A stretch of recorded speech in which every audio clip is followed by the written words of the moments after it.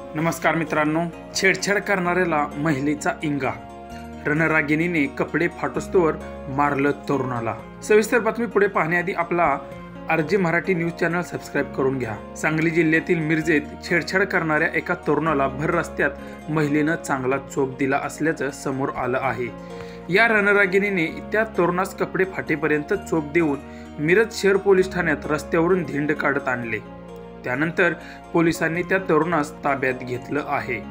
मिरज येथील मार्केट परिसरात खाद्यपदार्थांच्या गाड्यावर वासू रोकळे हा तरुण काम करत होता।